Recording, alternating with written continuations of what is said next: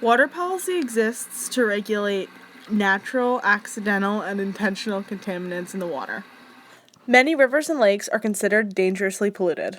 One major contaminant is heavy metals, which can interfere with biological processes and bioaccumulate in most animals. They are byproducts of industrial development, and the main ones are mercury, lead, and cadmium. Mercury is found in batteries, fluorescent light bulbs, and old thermometers. It's a neurotoxin that can cause mood swings, hallucinations, nerve damage, and memory loss. It's also linked to immune system problems and a disruption of enzymes. When mercury is introduced to water systems, it can break down into its methylated forms, mostly monomethylmercury and dimethylmercury, both of which are toxic.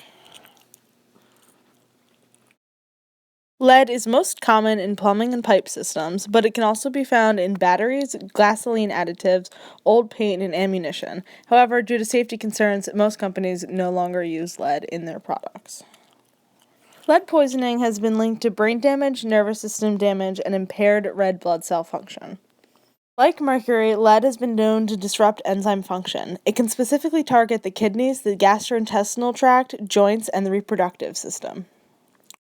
The third heavy metal, cadmium, is used in welding, soldering, fertilizers, and the production of iron, steel, zinc, and cement. It's mostly broken down into two types, cadmium chloride and cadmium sulfate.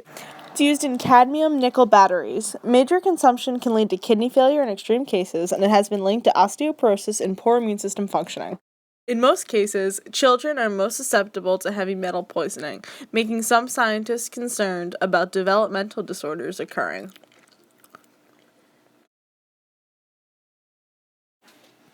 Chlorine is put into the water for decontamination purposes. It kills bugs, which is a result of chlorine being a free radical initiator.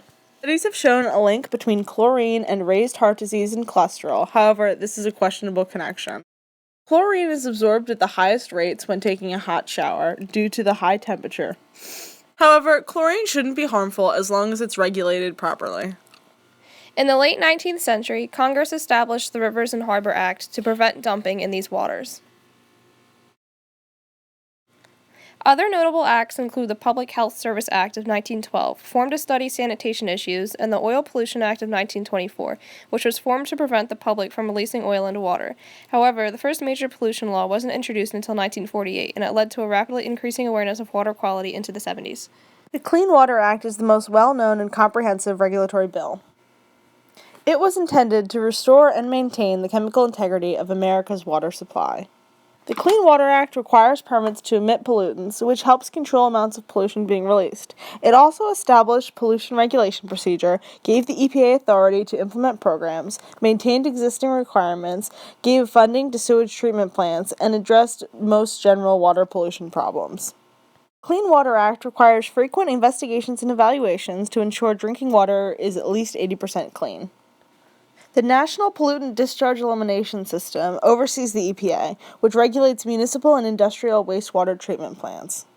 As a contrast, India's notoriously poor water quality infrastructure is controlled by three ministries. These consist of the Ministry of Drinking Water and Sanitation, which regulates water quality in rural areas, and the Ministry of Urban Poverty Alleviation and Development, which regulate water quality in the cities.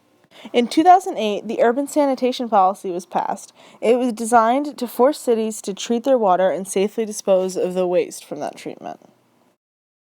As of now, 120 cities are still in the process of developing their sanitation plans. Of the other 400 plus who have begun development, 40% are in the red, meaning immediate action is needed. Greater than 50% are in the black category, meaning they need considerable improvement. Less than 10% are in the blue, meaning improvement is happening, and none are in the green, meaning improvements are complete.